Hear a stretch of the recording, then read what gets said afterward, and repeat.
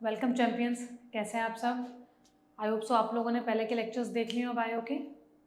ठीक है, हमने अभी तक अब 2 लेक्चर्स अपलोड कर दिए हैं बायो के, द बेसिस ऑफ रिप्रोडक्शन, जिसमें आपको थोड़ा बहुत बताया गया है कि किस तरीके से आपको बायो को लेके चलना है। थोड़े से कंसेप्ट्स बताए गए हैं जिससे रिप्रोडक्शन का जो पार्ट है आपका वो आगे जाके अपकमिंग लेक्चर्स में वो क्लियर हो जाए। ठीक है, आफ्टरवर्ड्स उसके बाद सेकेंड लेक्चर जो आपने देखा है उसे माइक्रोस्पोरोजेनेसिस देख लिया है। हमने कहाँ तक पढ़ लिया था, फॉर्मेशन ऑफ गैमेट्स तक पढ़ लिया था। बिफोर गोइंग एनी फर्दर मैं थोड़ा सा पहले रिवाइज करवाऊंगी पिछली क्लासेस का। एनसीईआरटी पढ़ेंगे, एनसीईआरटी सब लेके बैठे हैं साथ में, I hope so, with your markers and pencils and your short notes, your sticky markers, वो सब आप साथ में लेके बैठेंगे। आगे बढ़ने से पहले आज हम पोलर ग्रीन का स्ट्रक्चर पढ़ेंगे वैसे तो, लेकिन उससे पढ़ने से पहले मैं एनसीईआरटी एक बार आपको रिवाइज करवाऊंगी। ठीक है, पहली चीज़। दूसरी चीज़, आपको किसी भी वीडियो में कोई भी डाउट आ रहा है, कोई भी वीडियो में, ठीक है, कोई भी क्वेश्चन समझ में नहीं आ रहा, आप नंबर ऑफ क्वेश्चंस कहीं और किसी और बुक से अटेम्प्ट कर रहे हैं या आप कुछ भी कर रहे हो, आप कमेंट सेक्शन में वो सारे क्वेश्चंस डाल देंगे। वो क्वेश्चंस आपको यहाँ पर एज अ डिफरेंट क्लास में आपको वो क्वेश्चंस को सॉल्व करके मैं खुद दिखाऊंगी। ठीक है, ये पहली चीज़ आज की। दूसरी चीज़, जैसे ही हम माइक्रोस्पोरोजेनेसिस एंड मेगास्पोरोजेनेसिस हम खत्म कर देंगे, वाइंड अप कर देंगे प्रोसेस, ये पूरा आपका टॉपिक, हम फिर लेके आएंगे आपके सीबीएसई के क्वेश्चंस। ठीक है, उस टाइम आपको नंबर ऑफ क्वेश्चंस मैं आपके सामने लेके आऊँगी, रजिस्टर्स लेके बैठेंगे आप, उसके आप आंसर्स लिखेंगे और वो आंसर्स आप मुझे सेंड करेंगे। किस तरीके से सेंड करेंगे उसमें भी टाइम है, लेकिन इन बिटवीन आप अपना होमवर्क करते रहिए। आप अपनी चीज़ों को सीबीएसई के पॉइंट ऑफ व्यू से, जिस तरीके से मैं जो कीवर्ड्स आपको दे रही हूँ उस कीवर्ड्स के अकॉर्डिंगली आप अपने क्वेश्चंस को लिखना शुरू करेंगे। ठीक है, वो आपके सारे के सारी आंसर शीट्स मेरे पास पहुँच जाएंगी, ये मेरा प्रॉमिस है। ठीक है, लेकिन हाँ, उससे पहले आपको खुद लिख के मुझे भेजना होगा, तभी तो मैं करेक्ट करवा पाऊंगी कि आप सही आंसर्स लिख रहे हैं या नहीं लिख रहे हैं। ठीक है, चलो। So we were on sexual reproduction flowering plants. थोड़ा सा पहले बैकलॉग देख लें कि क्या क्या हम लोगों ने पढ़ लिया था। इस बुक में से हम लोगों ने ये फ्लावर का पार्ट अच्छे से कंप्लीट कर लिया था। इफ़ यू रिमेंबर, हम लोगों ने सबसे पहले क्या पढ़ा था, पेडिसिल पढ़ा था। पेडिसिल मतलब वो डंडी जिससे आप फूल पकड़ते हैं। ठीक है, that is called as pedicel. Pedicel के जस्ट ऊपर, ठीक है, ऊपर मीन्स अपर पोर्शन वाला part, that is called as pedicel का अपर पोर्शन वाला part, that is called as thalamus. Thalamus वो सोलन रीजन है आपका फ्लावर का, जिसके सारे फ्लोरल पार्ट्स जिससे अटैच रहते हैं। क्लियर, तो थैलेमस वो पार्ट है जिससे आपके सारे फ्लोरल पार्ट्स अटैच रहेंगे। ठीक है, आफ्टर दैट उसके बाद हमने क्या पढ़ा था, कैलेक्स। कैलेक्स और सेपल्स। सेपल्स कौन से कलर के होते हैं, ग्रीन कलर के होते हैं। सेपल्स का काम क्या होता है, फ्लावर को बर्ड स्टेज में प्रोटेक्ट करना होता है। ग्रीन कलर के, दैट मीन्स उसमें कौन सा पिगमेंट प्रेजेंट है, क्लोरोफिल पिगमेंट प्रेजेंट है, और ये क्लोरोफिल पिगमेंट क्या करेगा, फोटोसिंथेसिस करेगा। ठीक है, तो अगर 3 मार्क्स का क्वेश्चन सेपल से बन रहा है तो ग्रीन कलर के होते हैं, फोटोसिंथेटिक होते हैं, contains chlorophyll and protect the flower during the bud stage. It is also called as calyx. Clear everyone? Okay. The next part will be your corolla. That is called as petals. Petals के लिए important बात क्या याद रखोगे, इसमें they are colorful, they help in pollination. ठीक है, they help in attracting the biotic agents. ठीक है, बायोटिक एजेंट्स को अट्रैक्ट करेगा ताकि पॉलिनेशन हो जाए। नेक्स्ट क्या करता है पेटल्स आपका, एनीवन? पेटल्स और क्या करेगा, बिकॉज दे आर कलरफुल, ये सारे पेटल्स ही क्या करेगा, आपके जो एसेंशियल पार्ट्स होते हैं, एसेंशियल पार्ट्स को प्रोटेक्ट करके रखता है। Very important. ठीक है, सारे एसेंशियल पार्ट्स मतलब एंड्रोशियम एंड गाइनोशियम को प्रोटेक्ट करके कौन रखेगा, आपके पेटल्स रखेंगे, that will be a Corolla. ठीक है, उसके बाद हमने अंदर का रीजन क्या पढ़ा था, stigma, style and ovary. This part will be your gynoecium. इसको अपकमिंग लेक्चर्स में हम अच्छे से देखेंगे। और हमने नेक्स्ट लेक्चर में क्या स्टार्ट कर दिया था, male reproductive part which is your स्टेमन। ठीक है, स्टेमन के बारे में आ जाओ। इफ यू रिमेंबर स्टेमन, ये आपका स्टेमन पार्ट था। This is your स्टेमन structure. थोड़ा सा और देख लेते हैं इसको। ठीक है, तो this part will be your anther. ये आपका एंथर पार्ट था, ये आपका फिलामेंट का पार्ट था। फिलामेंट आपका किससे अटैच्ड है, फिलामेंट से अटैच्ड है थैलेमस पार्ट। ठीक है, क्या समझाया था, एंथर है, बाइलोब्ड है, डायथीकस है। अगर मैं एंथर को पोलन सैक बोल सकती हूँ, यस मैम बोल सकते हैं। क्या एंथर को माइक्रोस्पोरेंजिया बोल सकती हूँ, बोल सकते हैं। ठीक है, इन सब का एक ही नाम है, इसको माइक्रोस्पोरेंजिया भी बोल सकते हैं, पोलन सैक भी बोल सकते हैं, एंथर भी बोल सकते हैं। ठीक है, इन तीनों का आपको नाम याद रखना है। और इसके कैरेक्टरिस्टिक्स क्या याद रखोगे? बायलोब्ड, एक लोब, एक दो लोब्स में डिवाइडेड होता है, एक एंथर, और एक एंथर आपका डायथिकस होता है। तो एक ऊपर वाला पार्ट, एक नीचे वाला पार्ट, ये हमने अच्छे से याद कर लिया था। ठीक है, इसमें आप ये लाइन देखो बेटा, very important, underline some words, underline some important point, एक सेकेंड, अंडरलाइन सब इंपॉर्टेंट कीवर्ड्स। ठीक है, देखो सबसे पहले बात, दो चीजें प्रेजेंट होती हैं, स्टेमन एंड फिलामेंट, स्टेमन एंड फिलामेंट। बेटा हो जा, चलो, ठीक है, स्टेमन एंड फिलामेंट। ठीक है, स्टेमन एंड फिलामेंट, उसमें क्या होगा? स्टेमन को क्या बोलते हैं? पूरा part is called as, this complete part is called as stamen और एंड्रोशियम। इसके दो पार्ट होते हैं, कौन से? Filament and anther, filament and anther, very important. The terminal part, ये टर्मिनल वर्ड लिखा है, बायलोब स्ट्रक्चर, तो एंथर कहाँ प्रेजेंट है? टर्मिनल पे। तो फर्स्ट पार्ट कौन सा है? This one, the proximal part. ठीक है, जो आपकी कॉपीज में, बुक्स में डायग्राम बना हुआ है, राइट प्रॉक्सिमल ओवर एयर, यहाँ पर प्रॉक्सिमल लिखो, proximal part is your filament, और जहां पर एंथर लिखा है वहां पर लिखो टर्मिनल पार्ट, टर्मिनल और डिस्टिल्ड,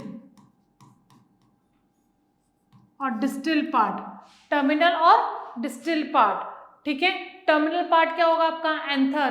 प्रॉक्सिमल पार्ट क्या होगा आपका? फिलामेंट। प्रॉक्सिमल पार्ट किससे अटैच रहता है? थैलेमस से अटैच रहता है। Clear everyone? ये टर्मिनल, प्रॉक्सिमल, डिस्टिल्ड, ये सारे टर्म्स याद रखने हैं, don't forget about these terms. Each anther is bilobed और each lobe is dithecous, very important. दूसरा, लॉन्गिट्यूडनल ग्रूव, ये याद रखना है। जो वर्ड्स अंडरलाइन हो रहे हैं, जो वर्ड्स मार्क हो रहे हैं, you have to mark that in your books. सारा कुछ अंडरलाइन करने की जरूरत नहीं होती है बेटा एनसीईआरटी में। ठीक है, जो मैं मार्क करवा रही हूँ एनसीईआरटी में हर किसी के बच्चे की कॉपी में मार्क्ड होगा with your markers, remember this. दूसरा इंपॉर्टेंट चीज, ये आपने मार्क कर दिया था, एक और आप बात याद रखना, number as well as length, ये दोनों चीजें इंपॉर्टेंट है। क्या नंबर डिफर करता है या लेंथ डिफर करती है? नन ऑफ द अबव और both, the answer will be both. In different species of different flowers or same flowers of same species or different flowers, कुछ भी आप ले लो, सबके केस में number and the length of the stamen can vary. So very important line, the number and length of stamens are variable in flowers of different species. हम different species की जब भी बात करेंगे, आपका जो number of stamens है या length of stamens है will vary. अब यहाँ पर दो कीवर्ड याद रखना बेटा आप लोग, very important। ये देखो, यहाँ पे एक डिफरेंट स्पीशीज बोला गया, यहाँ पे सेम स्पीशीज आ सकता है। ठीक है, यहाँ पे नंबर और लेंथ याद रखनी है। अच्छा, एक यहाँ पर एक इंपॉर्टेंट चीज आती है बेटा आपके सीबीएसई प्रैक्टिकल में, इसी पे ही आपका वो भी है, क्या नाम है, आगे जाके आज ही के लेक्चर में आप लोग क्या पढ़ोगे? Structure of pollen tube. तो आप लोगों को पोलन ट्यूब जर्मिनेशन, ये आपका प्रैक्टिकल है सीबीएसई में। सो ये यहाँ से आप अच्छे से वो चीज़ भी समझ जाएंगे। ये प्रैक्टिकल मुझे आप लोगों को करवाना है, मैं सामने लेके आऊँगी किस तरीके से आप ये प्रैक्टिकल परफॉर्म करेंगे, क्या क्या आपकी प्रैक्टिकल फाइल में होना चाहिए। ठीक है, सो नेक्स्ट लेक्चर में पक्का इसका लेके आऊँगी आपका, जिसमें आप प्रॉपरली आप ये बताऊँगी कि किस तरीके से पोलन ट्यूब जर्मिनेट हो सकती है। लेकिन पोलन ट्यूब किससे बनेगी? पोलन ग्रेन से बनेगी। और पोलन ग्रेन कहाँ होंगे? स्टेमन में होंगे। ठीक है, तो अल्टीमेटली आपको फ्लावर से क्या निकालना है? स्टेमन निकालना है। क्या खोलना है? एंथर खोलना है। एंथर में क्या मिलेगा आपको? पोलन ग्रेन्स मिलेंगे। उन पोलन ग्रेन्स से आप क्या निकालोगे? पोलन ट्यूब निकालोगे। कैसे? ये आज के वीडियो में आपको पता चल जाएगा। क्लियर? चलो, इसके बाद हमने क्या पढ़ना था? माइक्रोस्पोरेंजिया। माइक्रोस्पोरेंजिया, चलो माइक्रोस्पोरेंजिया का स्ट्रक्चर वैसे मैंने लास्ट क्लास में समझा दिया था, लेकिन एनसीईआरटी के पॉइंट ऑफ व्यू से हमने नहीं समझ पाए थे। अब आ जाओ, चलो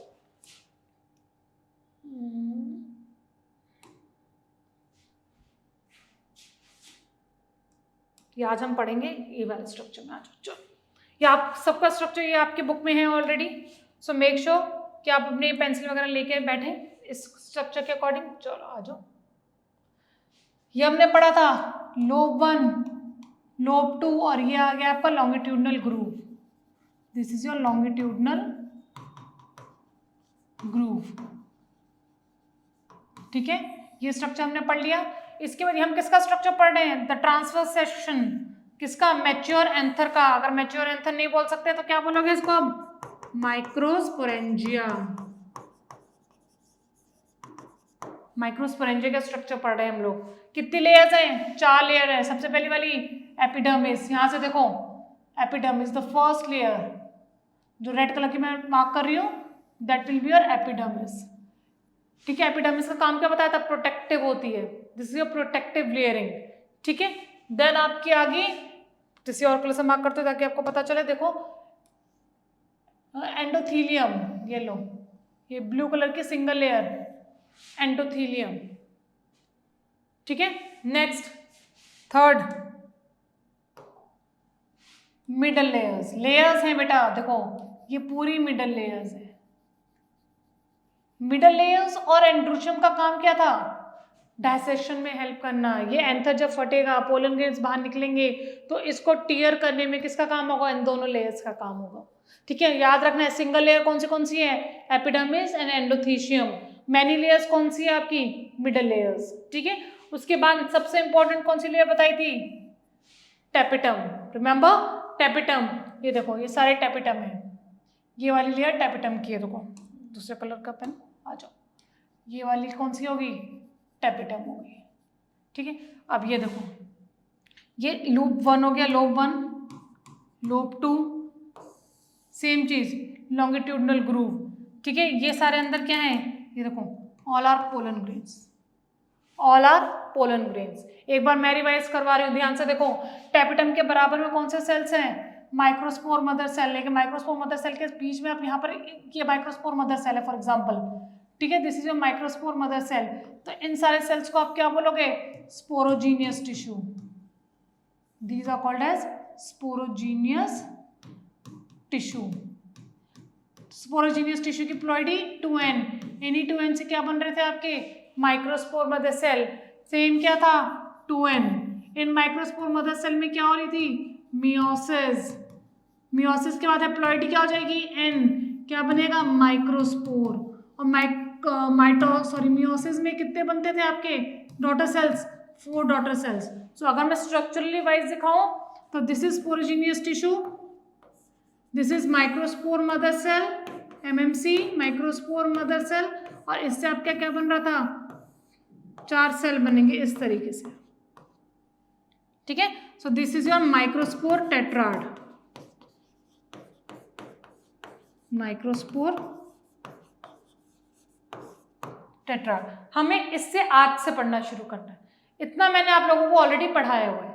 ठीक है, चलो लेट्स स्टार्ट विद ये। सो प्रीवियस क्लास में हमने क्या पढ़ा था? माइक्रोस्पोरोजेनेसिस। माइक्रोस्पोरोजेनेसिस का मतलब क्या होता है? Formation of microspores. Formation of microspores. Microspores मतलब पोलन ग्रेन्स। बेटा बार बार लिखो, बार बार बोलो, ताकि चीजें यहीं याद हो जाएं आप लोगों को। ठीक है, आई होप सो ये पेन नजर आ रहा है। चेंज करूं? Okay wait. ठीक है, चलो। सो माइक्रोस्पोरोजेनेसिस मतलब फॉर्मेशन ऑफ माइक्रोस्पोर्स। माइक्रोस्पोर मतलब पोलन ग्रेन। ये कहाँ हो रहा है आपका? माइक्रोस्पोरेंजिया में। अरे वाह मैम, इसका स्ट्रक्चर तो हमें याद हो गया। इसका क्या स्ट्रक्चर था? 4 लेयर्स प्रेजेंट थी। रिमाइंड योर माइंड वो 4 लेयर्स कौन सी थी? टेपिटम के बारे में 4 पॉइंट्स बताए थे। Right in the comment section कि चारों पॉइंट्स वो कौन से थे आपके। ठीक है, याद रखना है टेपिटम के बारे में 3 मार्क्स का क्वेश्चन पक्का आएगा। तो कमेंट सेक्शन में you have to write all the characteristics points of tapetum. इस वीडियो के कमेंट सेक्शन में मैं देखूंगी। चलो नेक्स्ट, अब ये सारा आपका प्रोसेस था। क्या प्रोसेस था आपका? सबसे पहले sporogenous tissue, right it down, अपने आप लिखो, हाथ चलने चाहिए। Sporogenous tissue. स्पोरोजीनियस टिश्यू के बाद कौन से क्या होता था? माइटोसिस होगा। माइटोसिस से क्या बनेंगे? Microspore mother cell. Microspore mother cell में क्या होगी? मियोसिस होगी। तो क्या बनेगा? Microspore. Microspore 2n, 2n, n। कितने डॉटर सेल्स बनेंगे यहाँ पर? यहाँ पे 2 डॉटर सेल्स बनेंगी। यहाँ पे कितनी डॉटर सेल्स बनेंगी? 4 बनेंगी। वो 4 बन रही है। ये देखो, ये प्रॉपर प्रोसीजर दिखाया है यहाँ पर। ये क्या हो गया? Sporogenous tissue. I am not writing the complete word, you have to write in your copies. ये क्या हो गया आपका? This is your microspore mother cell. ठीक है, ये क्या है आपका टेट्राड, और ईच टेट्राड में कितने सेल्स हैं? टेट्राड मतलब 4 इन नंबर, 4 इन नंबर। और यहाँ पर एक बात याद रखना बेटा, very important topic, red mark कर लो, कि each microspore is capable of giving rise to a pollen grain. क्या सेंटेंस बोला है मैंने? ईच माइक्रोस्पोर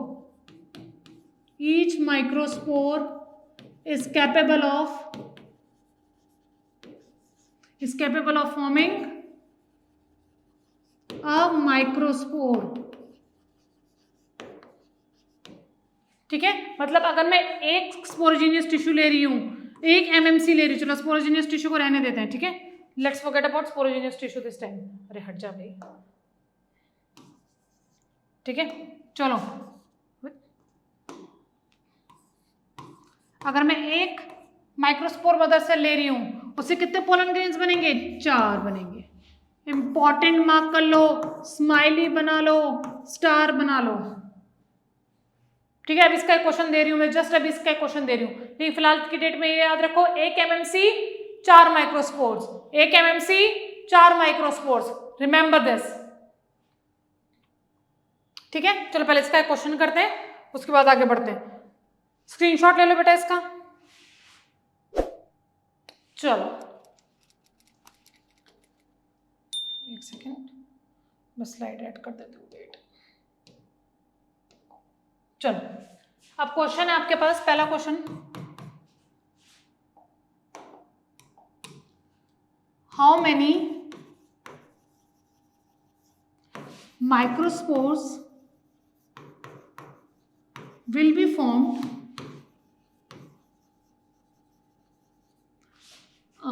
by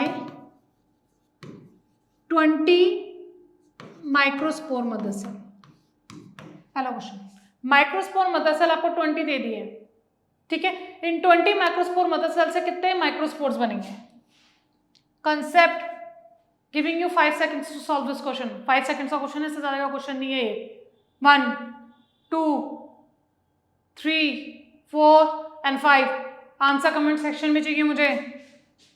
एक एमएमसी से कितने बनेंगे? 4, तो 20 से कितने बन गए? 4 इंटू 20 में मैथ्स तो आती नहीं, पर इतनी मैथ्स तो आती है सबको। कितने हो गए? 80 माइक्रोस्पोर्स। माइक्रोस्पोर्स को और भी क्या लिख सकती हूं मैं? We can write pollen grains. Same question है। अब मैंने क्या किया है, 20 स्पोरोजीनियस टिश्यू दे दिए, 20 मैंने स्पोरोजीनियस टिश्यू दे दिए। हो पाएगा? ये तरीके 2 हैं बेटा, ठीक है, 2 तरीके हो सकते हैं। चलो एक 2 तरीके से बता देती हूँ आपको। एक हो सकता है कुछ स्पोरोजीनियस टिश्यू ही अपने आप को एमएमसी बना लेते हैं, they themselves called as MMC, वो खुद ही एमएमसी बना लेते हैं। तो एक स्पोरोजीनियस टिश्यू, एक MMC, sorry 20 sporogenous tissue,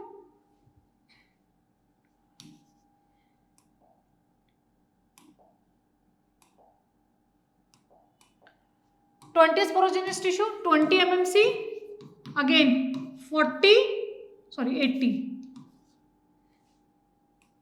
80 pollen grains. या फिर ऐसा भी हो सकता है कि स्पोरोजीनियस टिश्यू माइटोसिस करे, माइटोसिस करके क्या बनाए? एमएमसी बनाए। तो कितने एमएमसी हो जाएंगे? 20 into 2 which is equal to 40 MMC. और जब 40 एमएमसी होंगे तो 40 मल्टीप्लाई बाय 4 कितना हो गया? 160। क्या बोला है मैंने? दोबारा समझो। स्पोरोजीनियस टिश्यू, कुछ ऐसे स्पोरोजीनियस टिश्यू होते हैं जो खुद ही क्या बन जाएंगे? एमएमसी बन जाएंगी। मैं ही एमएमसी हूँ भाई, मैं ही जाके क्या बनाऊंगा? माइक्रोस्पोर बनाऊंगा। लेकिन कुछ स्पोरोजीनियस टिश्यू ऐसे होते हैं जो क्या कहेंगे? भाई मुझे तो माइटोसिस करनी है, तो मैं एक से क्या बन जाऊंगी? 2 बन जाऊंगी। एक मेरे पीछे खड़ी है फॉर एग्जाम्पल, ठीक है। अब मैं भी क्या करूंगी? मैं भी मियोसिस करूंगी, वो भी मियोसिस करेगा। अल्टीमेटली एक स्पोरोजीनियस टिश्यू ने कितने बना लिए? 2 बना लिए। क्या बना लिए? एमएमसी बना लिए। ऐसे 20 स्पोरोजीनियस टिश्यू है तो कितने एमएमसी बन गए? 20 इंटू 2, क्योंकि 2 डॉटर सेल बना रहे, 40 एमएमसी बन गए। और फाइनली कितने माइक्रोस्पोर बन गए? 160। क्लियर है? पक्का? अब इसका रिवर्स करें, रिवर्स करके देखते हैं। चलो नेक्स्ट क्वेश्चन है, हाउ मेनी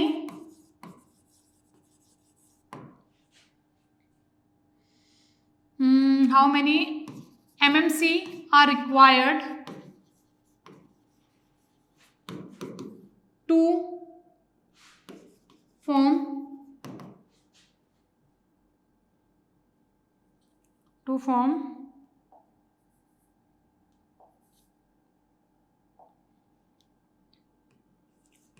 300 माइक्रोस्पोर्स। इसका उल्टा कर दो, सिंपल। ठीक है, अब मैं बोल रही हूँ 1 mmc से कितने बन रहे थे, 4 बन रहे थे, या फिर 4 कौन बना रहा था, 1 बना रहा था। ठीक है, अब कितने बनाने हैं, 300 बनाने हैं। तो सिंपल फंडा क्या करेंगे, 300 डिवाइड बाय 4, योर आंसर। इसके तरीके के और क्वेश्चंस जब मैं सब्जेक्टिव क्वेश्चंस लेके आऊंगे ना, वो प्लीज वो वीडियो पूरी देखना, इस तरीके के और क्वेश्चंस आपको मिल जाएंगे। ठीक है, अब एक चीज और देखते हैं, बस एक चीज और, एक और क्वेश्चन बन सकता है आपका।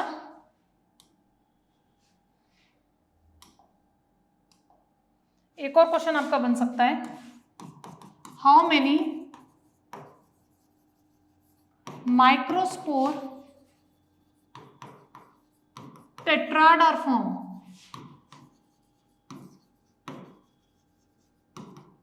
ठीक है, माइक्रोस्पोर टेट्राड बन रहे हैं किससे, 20 mmc से। 20 mmc से कितने माइक्रोस्पोर टेट्राड बनेंगे, सॉरी बेटा सेम ही तो है, क्या बोला था, sporogenous tissue mmc microspore tetrad, और इससे बनेंगे आपके टेट्राड, मतलब ये स्ट्रक्चर टेट्राड, ये स्ट्रक्चर आपका टेट्राड है। और now each cell is microspore, तो एक टेट्राड में 4 माइक्रोस्पोर्स होंगे, 4 माइक्रोस्पोर्स होंगे। आई थिंक ये दिख नहीं रहा है, लेट मी सी, चलो I would prefer white only now. ठीक है, तो इससे कितने टेट्राड बनेंगे, 20 टेट्राड। ठीक है, समझ में आ गया इतना।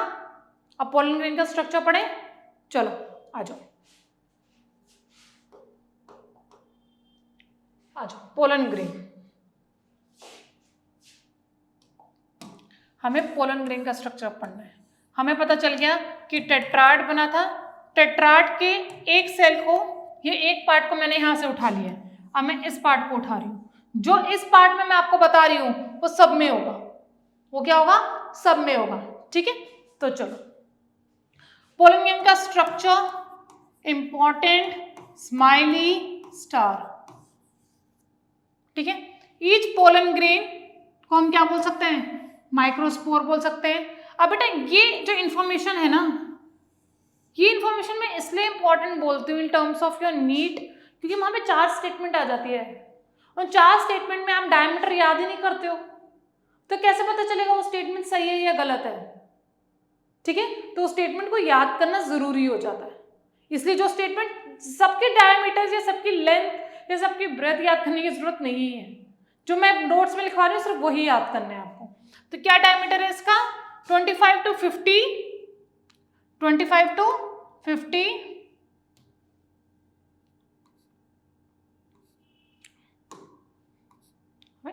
चलो 25 to 50 माइक्रोमीटर इन डायमीटर। बेटा माइक्रो है ये, ठीक है, ये बात याद रखना। माइक्रो मीन्स 10⁻⁻⁶, इतना छोटा होता है, इसका डायमीटर इतना छोटा होता है। अभी आप जब वो बताऊंगी आपको ना क्या कहते हैं उसे, आपका प्रैक्टिकल, पोलन ग्रेन का प्रैक्टिकल मैं आप लोगों को दिखाऊंगी, तो उस केस में आपको पता चल जाएगा। ठीक है, चलो नेक्स्ट है आपकी सेल वॉल। ठीक है, सेल वॉल को हम क्या बोलते हैं, sporoderm. The cell wall is called as sporoderm. ठीक है, 2 लेयर्स होती है स्पोरोडर्म की, the inner layer is intine and the outer layer is exine. Inner layer intine, exine means outer layer, outer layer. ठीक है, इस स्ट्रक्चर को पहले देखते हैं, आ जाओ।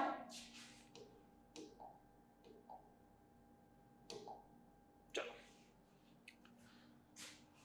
यहां से इसको पढ़ने से पहले आ जाओ दोबारा। ये मैंने क्या बनाया था आपका, दिस इज योर माइक्रोस्पोर। जो मैंने कहाँ से अपना निकाला है, पोलन टेट्राड से, माइक्रोस्पोर टेट्राड से निकाला है। This is a microspore and this is capable of forming pollen grain. अब ये पोलन ग्रेन बना सकता है। तो ये किस तरीके से बनाएगा? सबसे पहले यहाँ पर होगी आपकी अनइक्वल माइटोसिस। अनइक्वल माइटोसिस, मैंने अनइक्वल क्यों बोला है? बिकॉज माइटोसिस केस में कितने डॉटर सेल्स बनती हैं? 2 डॉटर सेल्स। 2 डॉटर सेल्स बनती है। प्लॉइडी क्या रहती है? सेम रहती है। फर्स्ट लेक्चर प्लीज देख लेना अगर जिस बच्चे ने नहीं देखा है। माइटोसिस के केस में 2 डॉटर सेल्स बनती हैं और क्या रहती हैं आपकी? प्लॉइडी सेम रहती है। अच्छा, tell me what will be the ploidy of this? Gamete है, एन होगा, हैप्लॉइड होगा। अनइक्वल माइटोसिस हो रही है तो there will be a larger cell and there will be a smaller cell. एक लार्जर होगा और एक स्मॉलर सेल होगा। ठीक है, लार्जर सेल को हम बोलते हैं वेजिटेटिव सेल और जिसको बोलते हैं छोटे वाले को generative cell. Vegetative very big, इस तरीके से याद कर लो। तो बड़ा वाला कौन सा हो गया? वेजिटेटिव। जनरेटिव मीन्स छोटा, छोटा सा। गुलजार छोटी है, छोटा सा। ठीक है, तो जनरेटिव क्या हो गया? छोटा सा। ठीक है, दूसरी चीज प्लॉइडी क्या रहेगी? इसकी प्लॉइडी भी क्या रहेगी? एन। इसकी प्लॉइडी भी क्या रहेगी? एन, क्योंकि माइटोसिस हो रहा है। माइटोसिस केस में इक्वल याद रखो 2 डॉटर सेल्स। यहाँ ही लिखो, जितनी बार लिखोगे उतनी बार याद रहेगा। अगर मैं लिख सकती हूँ तो बेटा आप भी लिखोगे 2 डॉटर सेल्स। साथ में प्लॉइडी रिमेन सेम।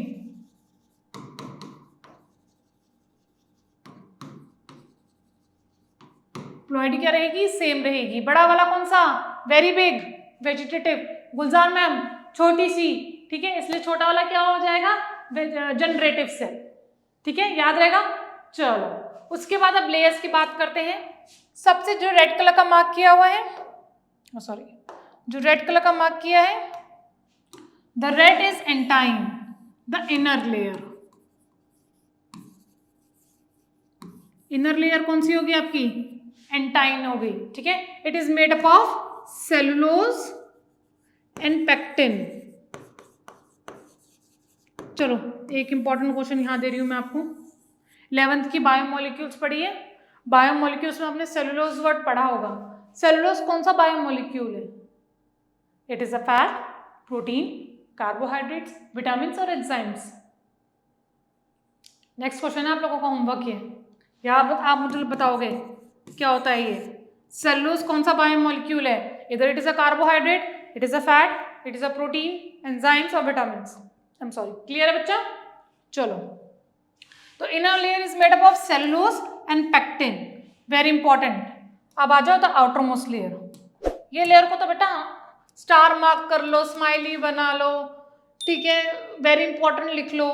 ये इसके अलावा भी कुछ और लिखना है तो वो भी लिख लो, क्योंकि उसमें से क्वेश्चन 101% बनने वाला है। इसलिए मैंने इस पोर्शन का थोड़ा सा एक्स्ट्रा भी आप लोगों को बताया है।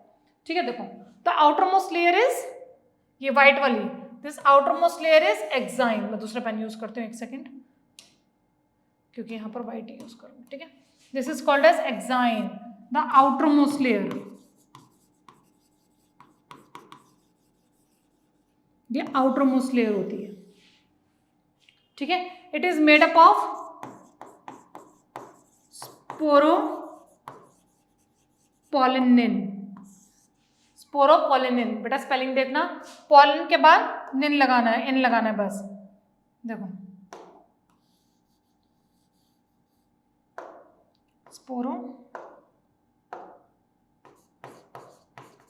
पोलिन लिखा, उसके आगे आई एन लगाना है, स्पोरोपोलिन। बेटा ये स्पोरोपोलिनिन एक आपका ऑर्गेनिक कंपाउंड है। It's an organic compound. ठीक है, और ये क्यों इंपॉर्टेंट होता है? बिकॉज इस स्पोरोलिन को डिग्रेड करने वाला कोई एंजाइम अब तक नहीं आया है।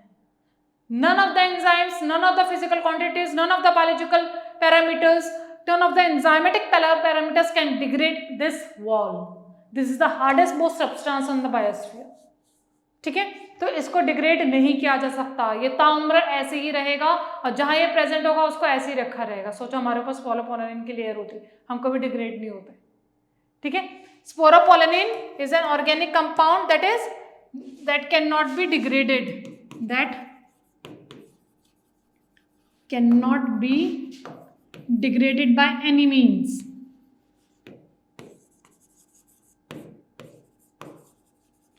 किसी भी मीन से, the mean will be biological, physical, enzymatic, किसी भी तरीके से हम इस लेयर को डिग्रेड नहीं कर सकते। ताई डिग्रेड नहीं होगी मैम तो क्या फायदा। सबसे इंपॉर्टेंट बेटा पोलन बैंक सुने हैं, हम अपने पोलन ग्रेन्स को स्टोर करके रख सकते हैं हमेशा के लिए as a fossil, as a fossil. क्यों रख सकते हैं? Because of the presence of this organic compound layer that is sporopollenin. यही स्पोरोपोलिनिन आपके पोलन ग्रेन्स को प्रोटेक्ट करके रखता है अंडर हार्श एनवायरमेंटल कंडीशंस या एक्सट्रीम कंडीशंस।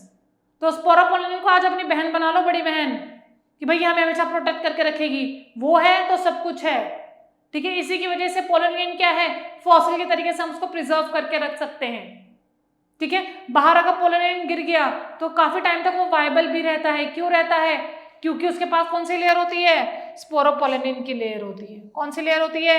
स्पोरोपोलिनिन की लेयर होती है। इतना क्लियर है सबको? कौन सी लेयर को स्पोरोपोलिनिन की लेयर बनाती है? The outermost layer which is your exine. Smiley, हंसते रहो, जो इंपॉर्टेंट पार्ट है उसमें स्माइली बनाओ ताकि जब आप रजिस्टर्स अपने नोट्स खोलो तो उस पेज को देख सको बार बार। Clear everyone? तो एक्साइन आपको यहां से याद रखना है। एक्साइन लेयर किससे मिलकर बनी होती है? स्पोरोपोलिनिन की लेयर से मिलकर बनी होती है, ठीक है। चलो नेक्स्ट, क्या हुआ? ओके ठीक है, चलो नेक्स्ट आ जाओ। अब इसके आउटर मोस्ट मैंने एक और लेयर बनाई है, सॉरी, इसके आउटर मोस्ट मैंने एक लेयर और ये बनाई है, दिस लेयर ब्लू कलर की, this is called as pollenkitt. This is nothing but a sticky substance. ये स्टिकी सब्सटेंस होता है जो कि हेल्प करता है पोलन ग्रेन्स को to stick with the stigma, ठीक है। कहीं ना कहीं जाके वो एडहर होगा, ठीक है, अटैचमेंट होगी। उसके अटैचमेंट के लिए एक sticky substance around the pollen grain हमें चाहिए होगा, ठीक है। उसको क्या बोलेंगे? पोलन किट बोलेंगे, that is present outside the exine. ये जेली लाइक सब्सटेंस होता है, that's it. There has nothing role with the structure of the pollen grain, बस एक जेली लाइक सब्सटेंस है जो किस में हेल्प करता है? अटैचमेंट में, हेल्प इन अटैचमेंट,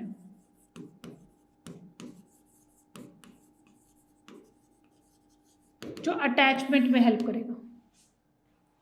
क्लियर है इतना? ठीक है, giving you 2 minutes, take you 2 minutes even, video pause करके 2 मिनट लो, अच्छे से इसके नोट्स बना लो, उसके बाद आगे बढ़ेंगे। एक बार फिर से रिवाइज करते हैं सारा कुछ। आ जाओ, हमने पोलन ग्रेन पढ़ा था। पोलन ग्रेन कहाँ से हमने पढ़ा था? माइक्रोस्पोर टेट्राहेड से पढ़ा था। क्या होगा उसमें? सबसे इंपॉर्टेंट अनइक्वल माइटोसिस होगी। अनइक्वल माइटोसिस के थ्रू क्या बनेगा? अनइक्वल आपके 2 सेल्स बनेंगे। बड़े वाला वेरी बिग वेजिटेटिव, छोटे वाला गुलजार मैम, छोटी सी मैम जनरेटिव सेल, ठीक है। अनइक्वल डिवीजन होगी, ठीक है। दूसरी चीज, और जो इनरमोस्ट लेयर होगी वो क्या होगी? Intine, made up of cellulose and pectin. Homework आपको याद रखना है इसका। उसके बाद जो उसके बाहर वाली लेयर होगी that is will be called as exine. Exine क्या होती है? आउटर मोस्ट लेयर होती है। स्पोरोपोलिनिन एब्सेंट, स्पोरोपोलिनिन प्रेजेंट होता है, जिसकी वजह से हम अपने पोलन ग्रेन्स को क्या कर सकते हैं? एज अ फॉसिल प्रिजर्व करके रख सकते हैं। बहुत हार्डेस्ट सब्सटेंस होता है, डिग्रेड नहीं हो सकता बाय एनी मीन्स, ठीक है। उसके बाद इसी पोलन की वजह से हम अपने जो पोलन ग्रेन्स होते हैं उन पोलन ग्रेन्स को क्या कर सकते हैं? प्रिजर्व करके रख सकते हैं एज अ फॉसिल। इसके बाद हमने क्या पढ़ा था? एक स्टिकी लेयर पढ़ी थी, the sticky layer will be your pollen kit. इतना क्लियर है सबको? समझ में आ गया? चलो एक चीज मुझे और बतानी थी बेटा, ये स्ट्रक्चर पे अभी आ रही हूं मैं, वेट, यहां पर नहीं, ये रहा बेटा। यहाँ पर हमने पढ़ लिया था एंटाइन किसका होता है, एक्साइन क्या होता है। एंटाइन इनरमोस्ट लेयर होती है, सेलुलोज और पेक्टिन की मिलकर बनी होती है। एक्साइन आपकी आउटर मोस्ट लेयर होती है, स्पोरोपोलिनिन से मिलकर बनी होती है। यहाँ पर एक बात और याद रखो बेटा, एक्साइन 2 पार्ट्स में डिवाइडेड भी होता है, ठीक है। जस्ट नॉर्मली 2 पार्ट्स में डिवाइडेड भी रहता है, एक्सटाइन और एंटाइन्स, ठीक है। इसको हम सीरिन्स भी बोल सकते हैं, ठीक है, और इसे नेक्सस भी बोल सकते हैं, नेक्सिन। ये बात याद रखनी बस, this much is more than enough, इससे ज्यादा नहीं। ये सिंगल लेयर होती है, ये बात एस से exine, this is single layer, this will be a single layer, और ये मल्टीपल लेयर्स होती है। अल्टीमेटली काम वही है, क्या काम होगा? प्रोटेक्शन का काम, प्रोटेक्शन का ही होता है। बस इस लेयर्स को 2 पार्ट में डिवाइड कर दिए, ठीक है। कॉम्पोजिशन सेम रहती है, पोलो पोलिन दोनों में प्रेजेंट होता है, लेकिन कुछ आपके क्या कहते हैं, कुछ आपके पोलन ग्रेन्स में एक लेयर प्रेजेंट होगी, कुछ पोलन ग्रेन्स में ज्यादा लेयर्स प्रेजेंट होंगी, तो उसको हमने क्या बोल दिया है, सेक्साइन एंड नेक्साइन। क्लियर सबको? स्पेलिंग दोबारा एक बार मैं लिख देती हूँ, सेक्साइन एंड नेक्साइन। ये किसकी दो लेयर्स है, बस ये याद रखो, एक्साइन की लेयर्स है, बस that is more than enough for you, ये एक्साइन की लेयर्स है। ठीक है, तो इस स्लाइड में हमने सब कुछ पढ़ लिया है। Yes, we have completed this slide. ये स्लाइड हमारी कंप्लीट हो गई है, हमारी ये स्लाइड कंप्लीट हो गई है, बहुत अच्छे से पता है हम सबको। इसमें आ जाओ। ऐसा 2-3 चीजें और बता दूं बेटा एक बार। एक ये जर्म पोर बचा है हमारा, जर्म पोर के बारे में बात करते हैं। ये एक ऐसी जगह है आपके मेम्ब्रेन में, किसके मेम्ब्रेन में, पोलन ग्रेन के मेम्ब्रेन में, जहां पर आपका स्पोरोपोलिन एब्सेंट होता है। This is your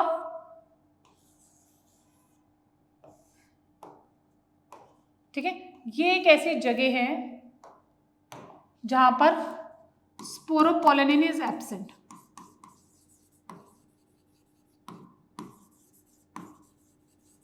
sporopollenin absent होता है।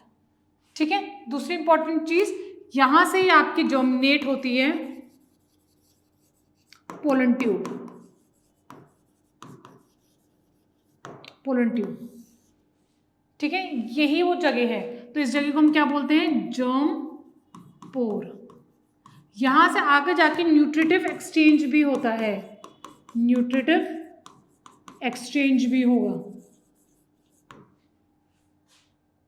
क्लियर है सबको? ये बात समझ में आ गई?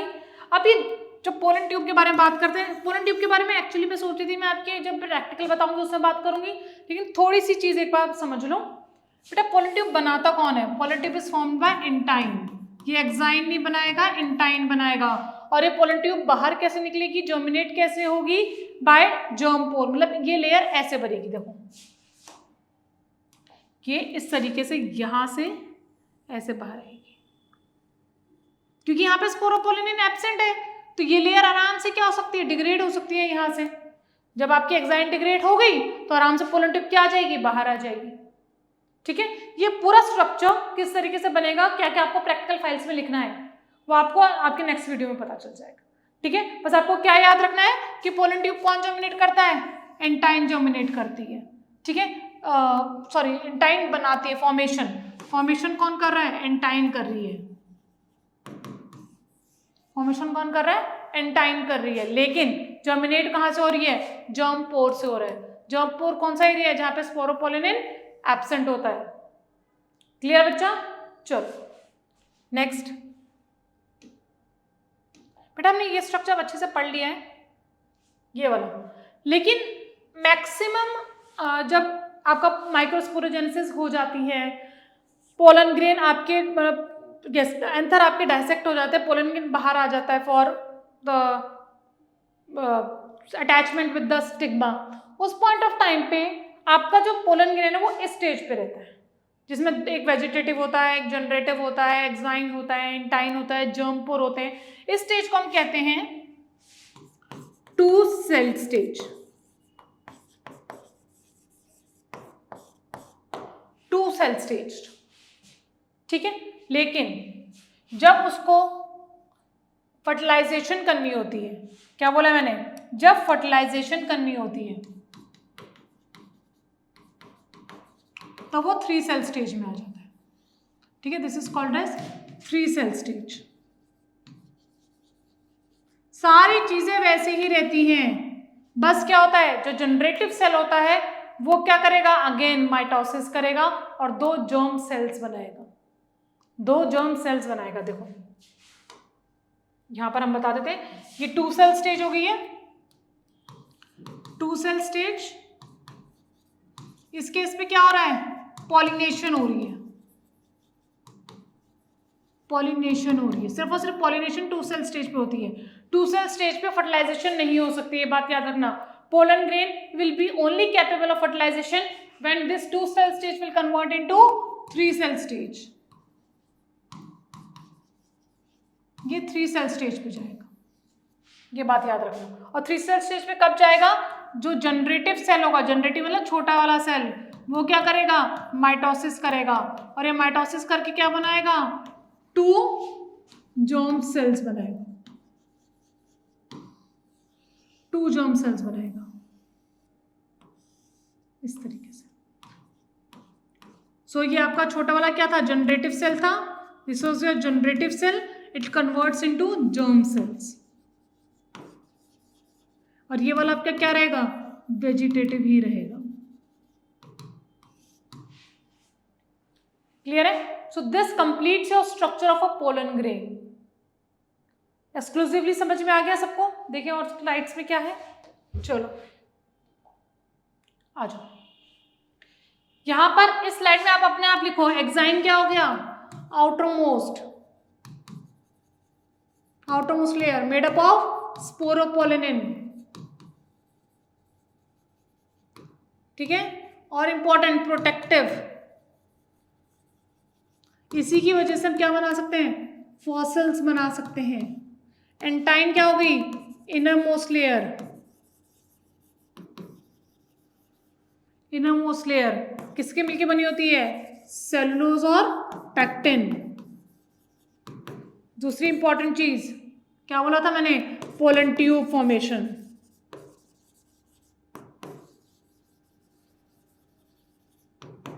Pollen tube formation. जर्मपोर क्या बताया था? इस केस में स्पोरोपोलिनिन एब्सेंट होता है। ये क्या करता है? एक्सटेंड करवाता है पोलन ट्यूब को, extend pollen tube, pollen tube को एक्सटेंड करवाएगा, ठीक है। अब ये वर्ड्स क्या हैं? कुछ नहीं, रिलैक्स। सबसे इंपॉर्टेंट मोनोकॉपिट्राइल, ये क्या होगा? जिसमें 1 जर्म पोर होगा। इसमें बाय में 2 जर्म पोर होंगे और ट्राई में 3 जर्म पोर होंगे। ट्राई किस में प्रेजेंट होता है? ट्राई कॉल्पेट किस में प्रेजेंट होता है? It is present in your dicots. और मोनो किस में प्रेजेंट होगा? मोनोकॉट्स में। डायकॉट्स में और मोनोकॉट्स में। एडिशनल इंफॉर्मेशन, ठीक है। चलो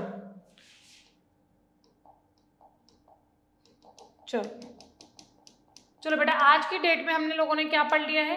we have completed the structure of pollen grain, लेकिन अब इसकी सिग्निफिकेंस बाकी है, ठीक है। तो सिग्निफिकेंस स्टार्ट करते हैं, आ जाओ। देखते हैं अगर एनसीईआरटी अभी खुल जाए तो।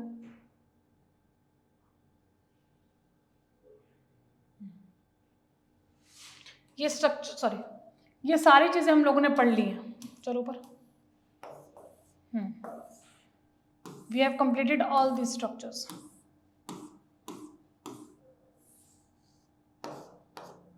यार इसमें एनसीईआरटी ना, चलो इसको मैं देखती हूँ, ठीक है। So we have completed all the structures of pollen grain, 2 cell stage, 3 cell stage. अभी हमारी सिग्निफिकेंस बची है और पोलन ग्रेन के क्वेश्चंस बचे हैं। तो ये आपकी अगली वीडियो में मैं डालूंगी, इतनी आप तैयार करके रखना, ठीक है। स्ट्रक्चरली आप पूरा उतना तैयार करके रखना कि पोलन ग्रेन तक हमें पता है। अगली वीडियो में आपका मैं फीमेल स्टार्ट करवाऊंगी, साइड बाय साइड आपका क्या स्टार्ट हो जाएगा? आपके क्वेश्चन आंसर्स इस चैप्टर के, इस पार्ट के, इस चैप्टर के नहीं, इस पार्ट के। और आपके साथ आपका प्रैक्टिकल आएगा जर्मिनेशन ऑफ पोलन ट्यूब का। क्लियर है सबको? इतना सब रिवाइज करके रखेंगे, अपने नोट्स बना के रखेंगे। Clear everyone? See you in your next class and all the best.